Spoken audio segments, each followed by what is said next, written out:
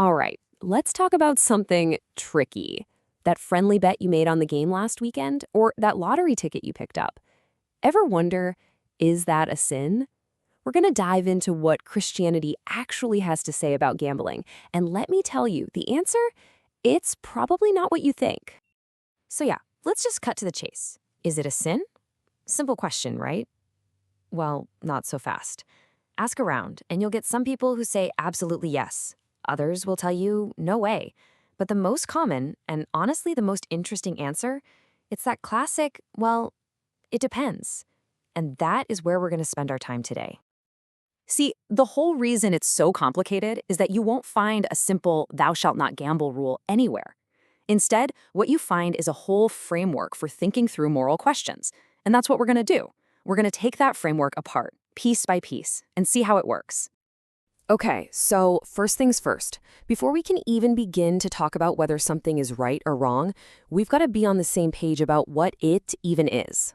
Let's define our terms. So, here's the official textbook definition of gambling: the staking of money or other things of value on the issue of a game of chance. Sounds a bit formal, but it's pretty simple, right? You're putting something up, money, whatever, and the result is totally up to chance. And right away, we hit our first big surprise. The act of gambling itself, it's not considered intrinsically evil. Now, that's a fancy term, but all it means is that it's not something that's automatically wrong in every single situation. It's not like murder, which is just always wrong. This is different. Okay, so if the act itself isn't the problem, then what is?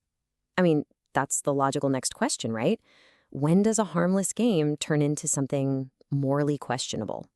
So let's find that line. It all comes down to context, really.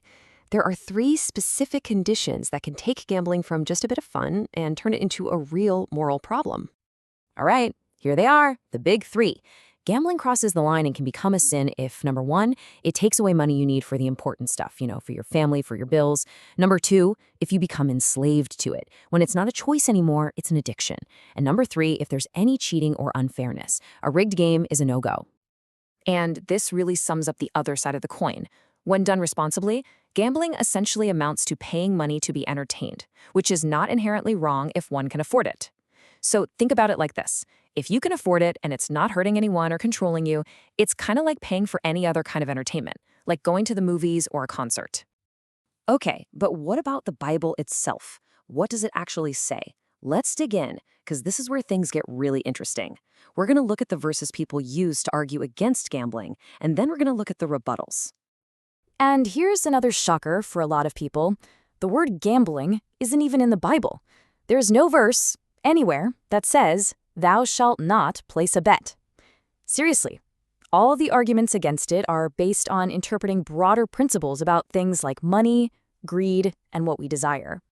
Okay, this chart breaks it all down perfectly. Let's go through it. So you've got the argument against, and then the rebuttal. For instance, someone might bring up 1 Timothy about the love of money being the root of all evil.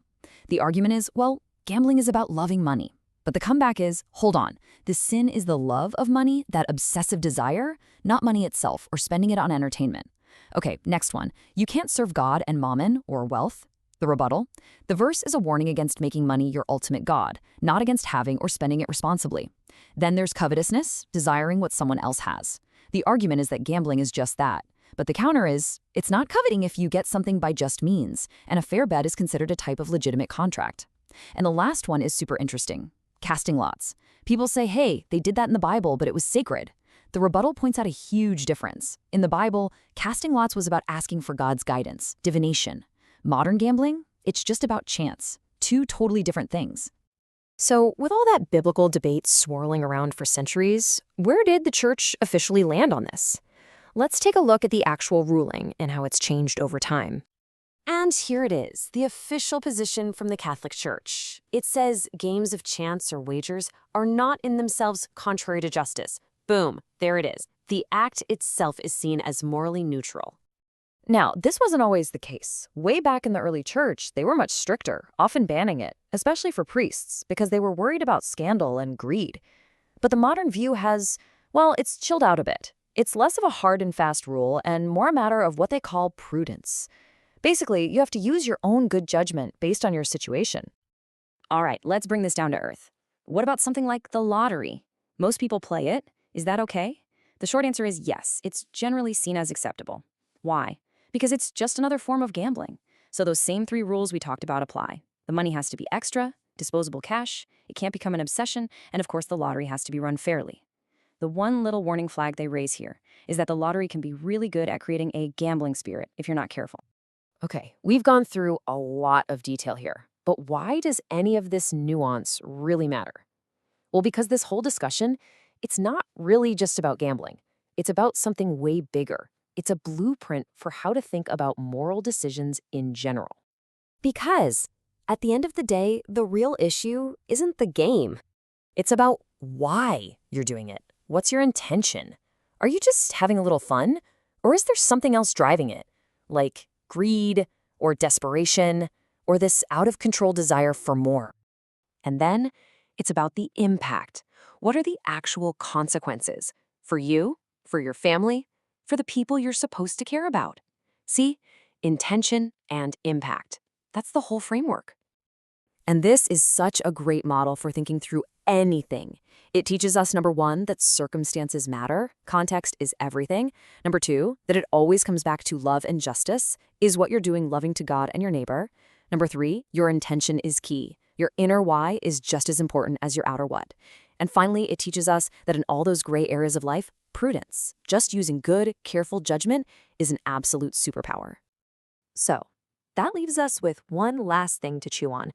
If this is the way we're supposed to think about gambling, what else in our lives should we be looking at this way? What other things do we do where the act itself isn't the issue, but the why behind it is everything? That's a big question and definitely one worth thinking about.